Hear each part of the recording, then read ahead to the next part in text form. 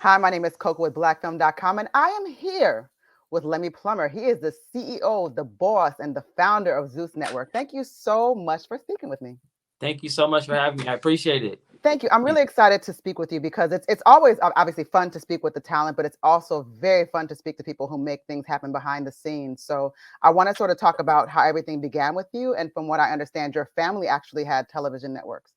Yes, yes. I grew up in the business and was very, very fortunate and blessed to have parents who created, several, networks, and I was able to learn a lot and get a lot of hands-on experience, and so it was great, and it taught me a lot about production and distribution and pretty much all the ins and outs as far as running a network. So really, really exciting times. Like when I was younger, I had a lot of freedom to just experiment and dabble into all the minutia and nuances of production and Mhm. post and all sorts of things. So it was great. But yeah, my parents owned several networks back in the day. And that was back in the day, back in your hometown, Yep, back in Detroit, Michigan. back in Detroit, Detroit. Michigan. Yep. Okay, the D, right? The So yeah, D, the D. I'm from Chicago originally, so Okay. there's that commonality there. I always find that people from Detroit, generally speaking, generally tend to be Right. Yeah. really cool folks. Yes. Chicago, Detroit. Thank you. Same. Thank you. Same here. Same to our Chicago neighbors. Yeah, So, we always get along. absolutely. So when you talk about going from that sort of getting that education from your family, how does that lead you to the path to where you are now, where you ended up just coming up with your own subscription-based service? Like, how much does your family have input in terms of what you do, or did you just sort of take the baton and just run? I kind of took the baton and just ran, but I think that it was they were a big part of introducing me to the business, and Mhm. so like I said, I was very fortunate to learn a lot from not just my parents but everybody that worked for the networks, and but yeah, I just had a goal to really come out to LA and do something a little bit more mainstream and different. They had a linear network, so completely different than having a streaming service, and for me, I just wanted to come out here, make my mark. I was 21 when I sold my first show to BET. Had a deal over there for a couple years with my partners LJ and Jason, Okay. and after that, I just started my own full service production company, and we sold some really really hit shows and great projects to some of the NBCU networks and Viacom networks like Preachers of LA, and we franchised it to, the Westbrooks on BT, Music Moguls. I worked with Viola Davis. We sold a series over at TV1, and I don't know, it was just something inside of me that just was just really hungry to kind of be more entrepreneurial Mhm. and to really like want to create a network that provided content to a specific niche audience and to give it to them at their convenience, choice, and control. And so for me, it was important to do that. And we launched the network a couple years ago, and we've been having a lot of success. But my parents, obviously they play a huge role, and and again, instilling so many different things in me has really helped to shape me into who I am as a person, but also wanting to get some things going. So So I love to hear you speak because obviously I looked at some of your interviews and I was just very inspired because you have just a very a way of explaining very technical terms in a way that's like palatable and that many of us mhm. can come to understand and know. So one of the things that you talked about was VOD services, the types, and I just want you to talk about that so that people understand that there are different types of ways that television can be delivered and in terms of content. I thought that was just so interesting how you put that into words. Yeah, yeah.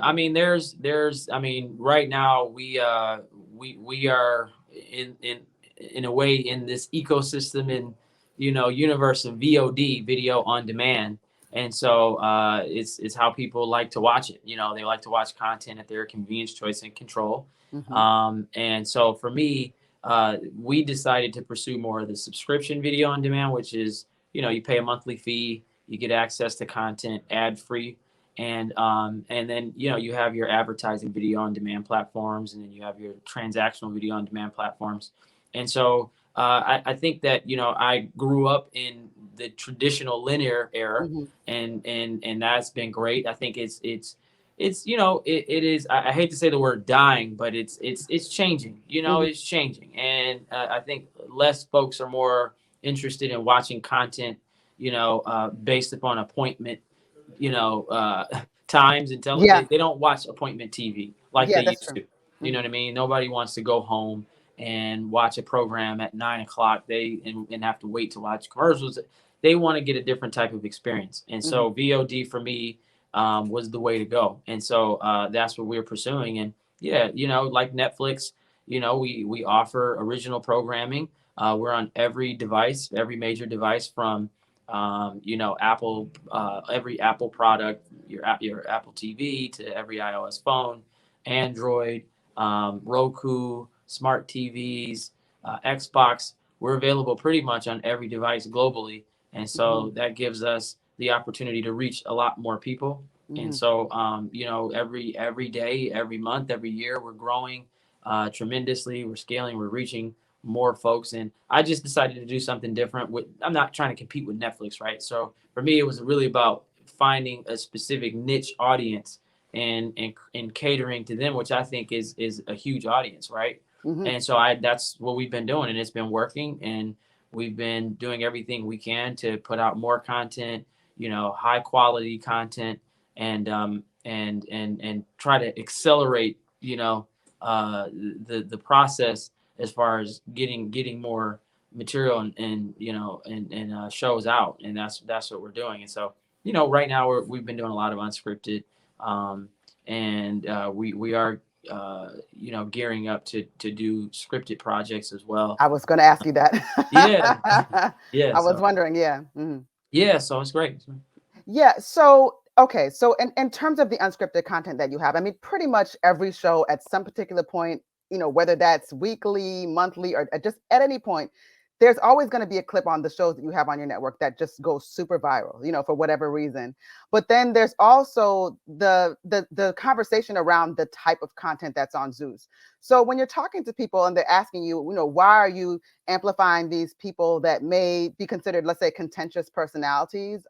What do you have to say about that pushback? I mean, people are watching it, so there is an audience, but what do you have to say about the pushback? When people meet you, they're like, he's not the kind of guy that's going to go punch somebody. So it's like, Maybe I am. No, I'm just yeah, kidding. exactly. No, no, When the no. camera's I off, would never do that. I No, don't I think mean, so. I think for us, it is it's not about creating salacious, conflict-driven programming. Hmm. And I know people can probably think that's what we're doing. We're not. We're creating authentic, real, uncensored, unfiltered, raw content that we think people wanna watch, and they want to.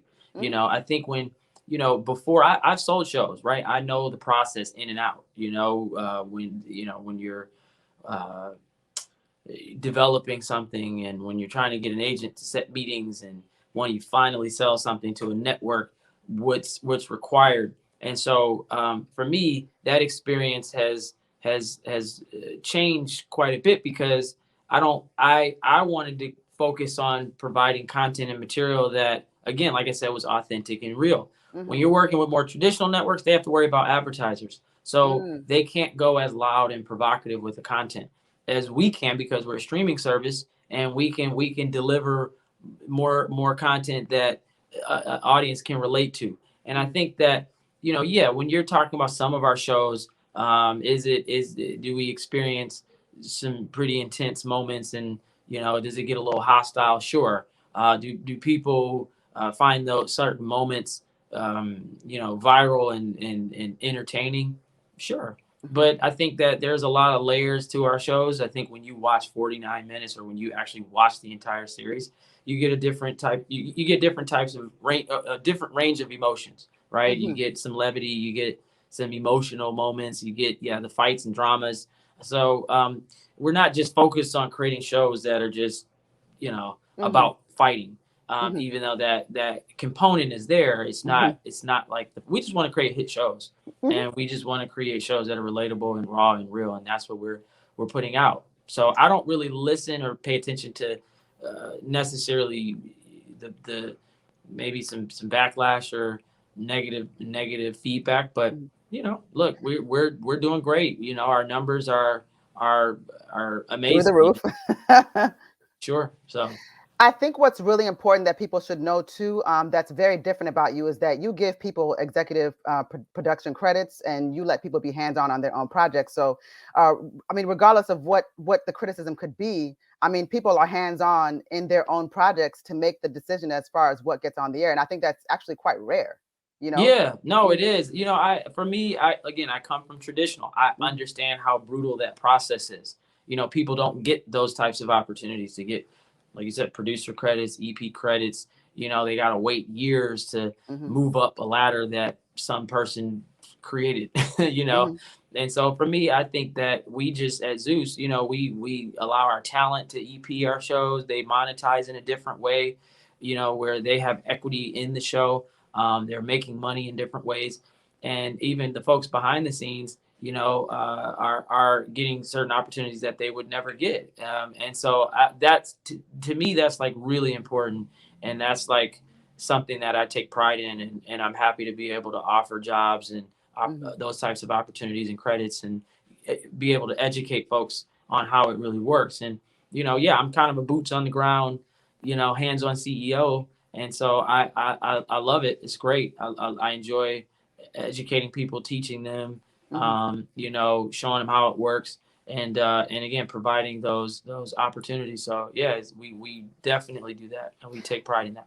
And it's interesting because for whatever can be said about, some of the things people may say about who's on the network, what I have also noticed is that every single one of the talent and the people that are on the network, they seem to totally adore you, and they Yeah. trust you, and they put their trust in you. So how is it that you're able to get along with these people so well in a way that people would be like, I just never knew that this person had a soft side. But Yeah, then when no, they're you know around what it you, is. that's great. No, I feel like I have a little bit of a disarming energy, and Hmm. so I don't, I think people do trust me. I I like to reach people, closely, not in a way where I'm just so distant and like, Hmm. I could be that guy, sitting in an office with my feet up, and I don't want to do that. Hmm. I will talk to the production team.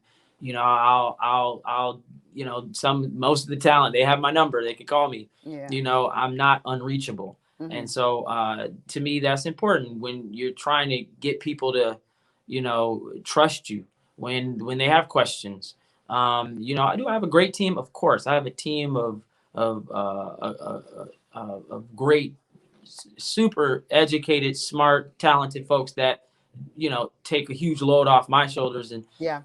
and so for me, but it's just I am reachable, Hmm. and I like to help folks understand our process, and I like to give them that opportunity to to be involved in whatever area they want to be involved in, and specifically like the talent. Like, again, most traditional networks aren't gonna give them those types of opportunities. I see value in people that most folks in Hollywood don't see. And I Hmm. think that's what makes me different. And I think that's why they have a little bit of an affinity for Hmm. me, and and that care and that soft spot, because I see value in them.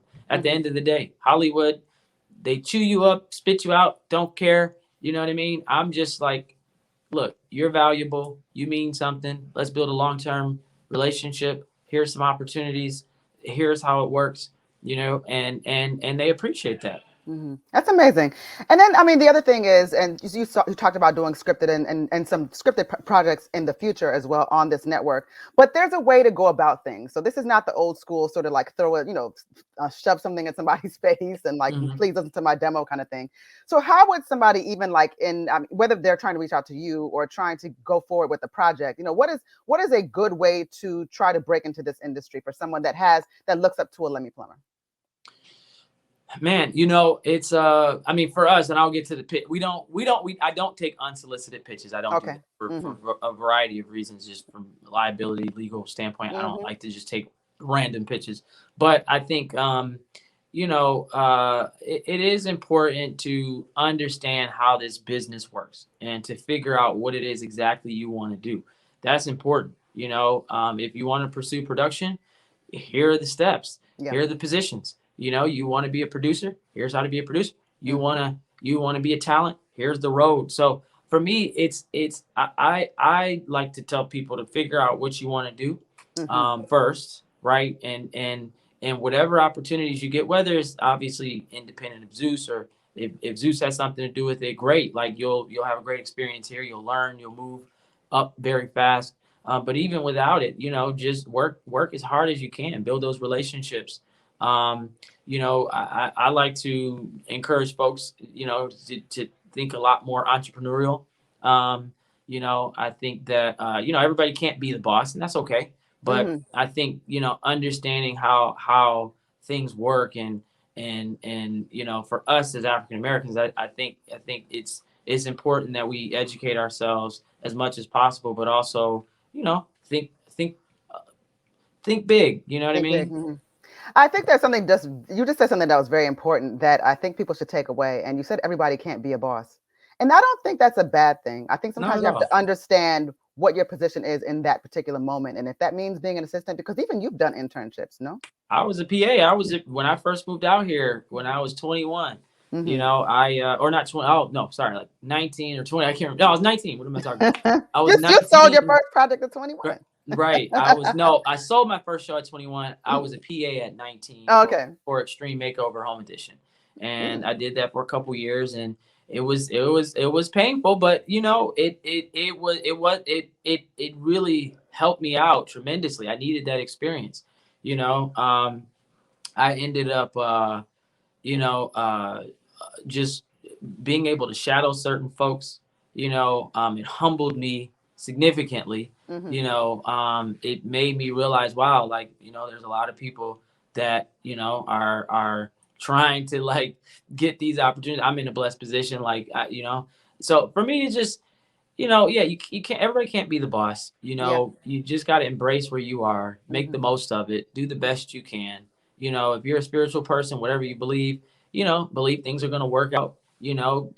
I do believe that what you put out, you'll receive. I do believe in manifestation. I think that education is important, and you can go as far as you want. I think it's really up to people. We're free. You want to start your own business, start your own business. Start it. People have to be risk takers. Yeah. I was a risk taker. Every decision that I Definitely. made, I took risk. I had no idea if it was going to work out. It was hard, but if you want to be the boss, yeah, you got to take risk. You got to be willing to, go through some crazy stuff. And it's not always peaches and cream, or, the grass isn't always greener on the other side. It's a lot of responsibility. You affect a lot of lives. You got to be willing to take that, take on all of that energy and take that position seriously. And so for me, either way, look, whether you're a boss or assistant, you're valuable, right? Oh, yeah, that's important. And just embrace where you are and do the best job you can do for you. And and again, I always encourage people to learn and do everything they can to get as much education as possible and to build those relationships, because things will play out in your favor. Absolutely. But either way, you're valuable. I love that. That's a great message. And just going back to ZEUS, I mean, this network that you've built, it's not expensive. This is actually a really great price point monthly to subscribe. Yeah, we originally started off at $3.99. We increased our price about a little less than a year ago to $4.99. And part of that is we want to be able to put more content out. I don't want to raise the price like crazy, like you're seeing some of these other streamers. But I think, to your point, yeah, it's a very affordable price, $5 a month, $50 a year, to access nothing but original content, long form content, and premium. It's premium content. So for me, I think it's a great price, and we're utilizing every last penny to put in the shows to continue to grow and scale the company. And we just hope people continue to support us and subscribe and continue to watch the journey. Absolutely. Well, I thank you so much for taking this interview. I know you don't do a lot of interviews, so I just feel very, very special to be able to ask you these questions. No, absolutely. I appreciate it. No, I know you're busy. No, absolutely. These are great. These are great questions, and I appreciate you guys taking the time as well. This is really fun, and yeah, I'm really happy with where we are as a company, and I'm really optimistic about the future, and I think this year is going to be a really big year for us. We have some really cool projects coming out, and I'm excited about some of the new shows. So I think it's good for people to hear you speak, to understand your motivations, and to hear how you think, because even when they talk about who's on the network, I mean, these are people and this is who they are, and they're executive producers and they're in charge of how they're being seen. So in a way that's actually being kind of, I mean, maybe like classist, or just it's being judgmental if you feel like this person doesn't deserve to have a show or shouldn't be on TV. I mean, those are judgments that are being made on someone else. That's not cool either. So I understand when everything's sort of fleshed out, and when you explain it to me, I get it completely. So that's pretty cool.